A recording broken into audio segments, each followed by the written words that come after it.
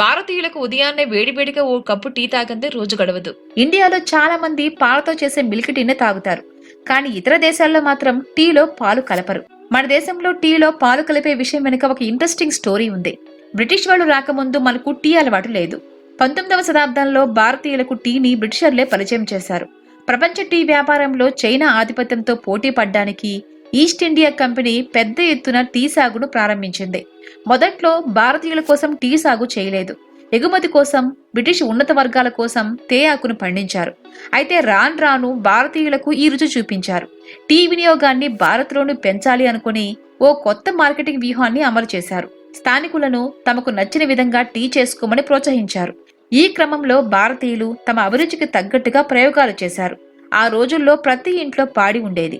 దీంతో అందరికీ అందుబాటులో ఉండే పాలను టీకి జోడించడంతో దానికి కొత్త రుచి వచ్చింది.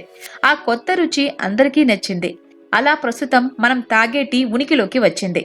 భారతీయులు బ్రిటిష్ వారి టీ తాగే విధానాన్ని ఫాలో అవ్వలేదు, కానీ దాన్ని సరికొత్తగా ఆవిష్కరించారు. బ్రిటిష్ వాళ్ల మార్కెటింగ్ స్ట్రాటజీ వర్కౌట్ అయింది. తక్కువ కాలంలోనే లక్షలాది మందికి టీ లేనిదే రోజు గడవని పరిస్థితి వచ్చింది. అయితే తేయాకు రుచిని యథాతథంగా ఆస్వాదించాలని భావించిన ఇతర దేశాలు మాత్రం కేవలం నీటితో టీ చేసుకోవటాన్ని కొనసాగించాయి. బ్రిటిష్ వాళ్లు తెచ్చిన టీకి మన వాళ్లు రకరకాల సుగంధ ద్రవ్యాలు జోడించి కొత్త ఫ్లేవర్స్ ను తయారు చేసుకున్నారు.